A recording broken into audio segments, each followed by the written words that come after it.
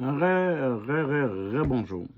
Je vais vous parler de la DPJ. Je vais vous parler d'un signalement que moi-même j'ai fait en 2015. Un an, presque une couple de mois avant mon départ de la maison. Regardez, je vous le montre, là, je vous le montre.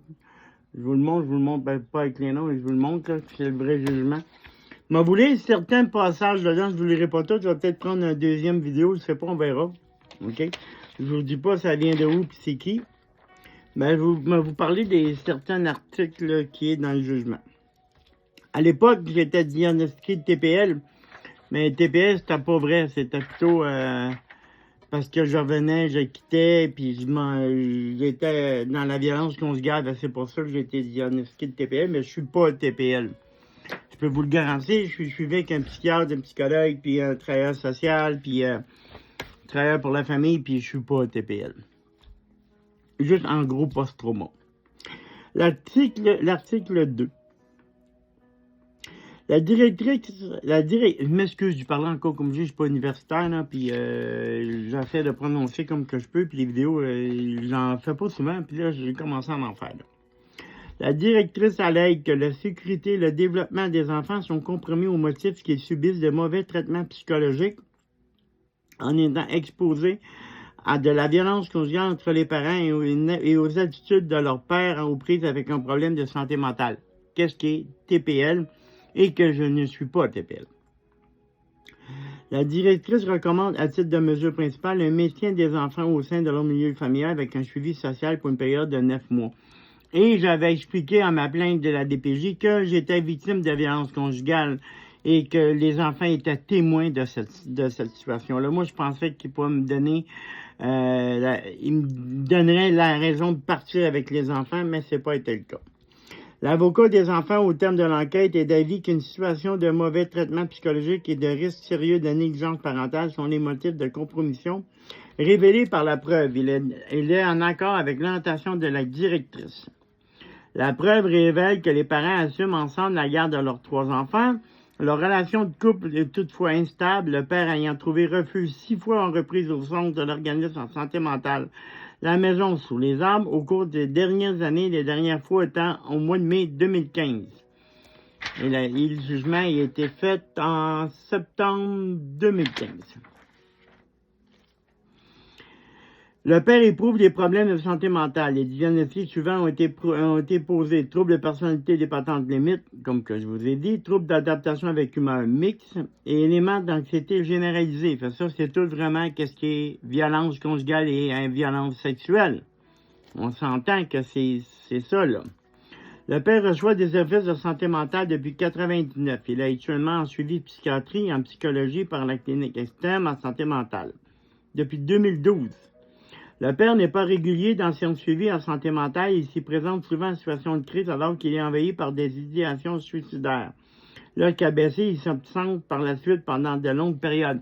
Je n'avais pas d'idées suicidaires. Je voulais juste quitter la maison. Et quand je gueulais pas, je n'avais pas la permission de madame. Parce que madame, je voulais pas qu'elle vienne. Puis quand elle venait, je parlais pas. Et quand elle était seule, je parlais. Bien sûr, vous allez voir plus tard.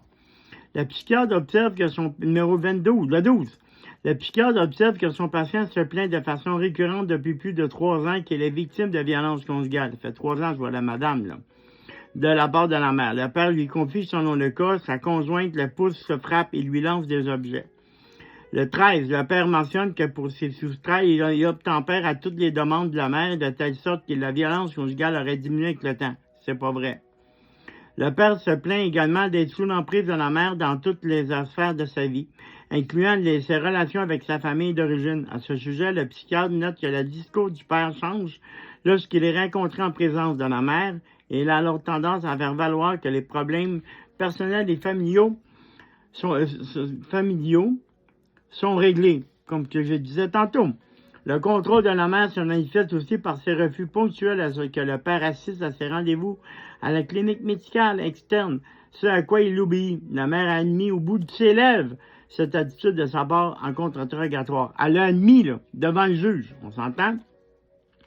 À de nombreuses reprises, je regarde le temps, je m'excuse, à de nombreuses reprises, le père a été référé par son équipe traitant à des organismes institutionnels et communautaires pour obtenir des soutiens dont il a besoin, particulièrement s'il devait mettre en œuvre son désir de maintes fois exprimé de se séparer de la mère. Le père n'a pas donné suite aux références reçues. Non, s'il l'a quitté, elle me disait qu'elle était pour me tuer ou était pour faire comme Dr. Turcotte pour les enfants. C'est pour cette raison-là que j'ai resté.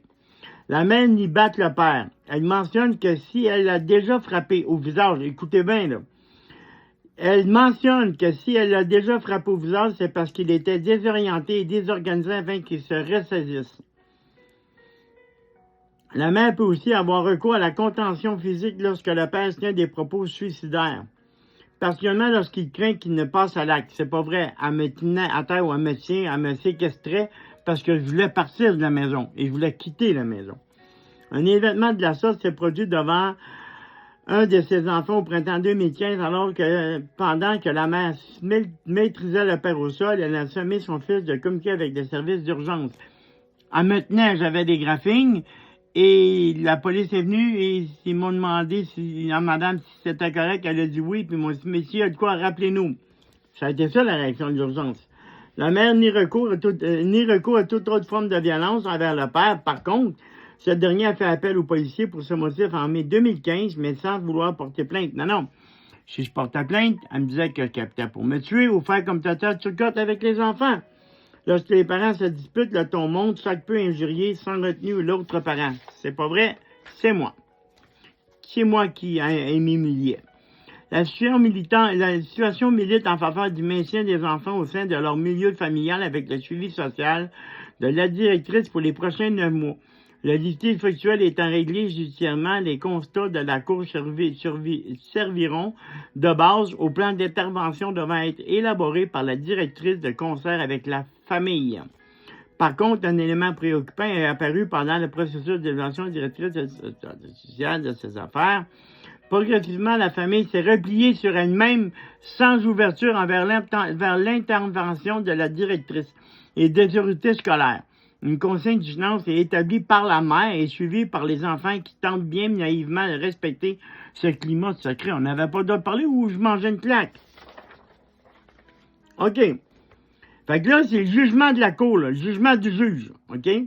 La Cour conclut que la sécurité et le développement des enfants sont compromis au motif qu'ils ne subissent de mauvais traitements psychologiques de la part de leurs parents. Ceux-ci sont exposés aux attitudes inappropriées du père et sa verbalisation suicidaire lorsqu'il est en crise psychiatrique. Au conflit entre les parents, écoutez bien celle-là, là.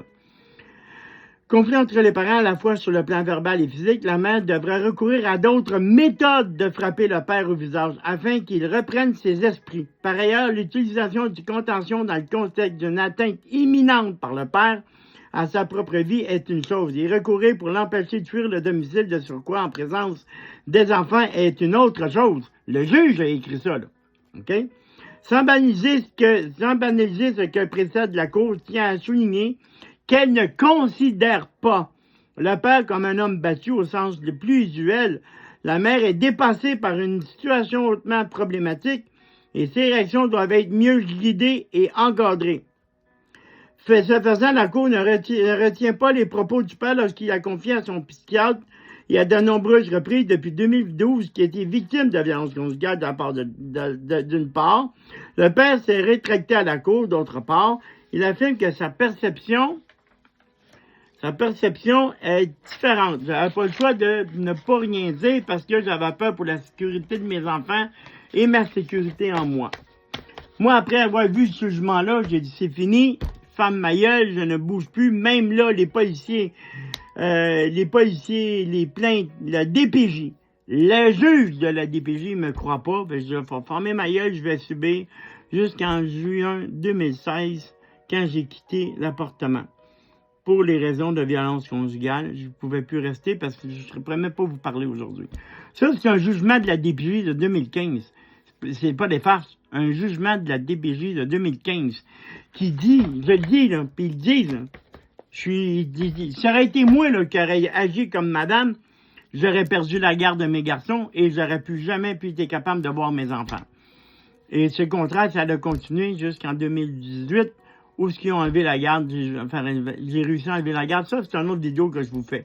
Celui-là, c'est pour la cour de 2015, le jugement de 2015. Je vous reviens pour les autres jugements.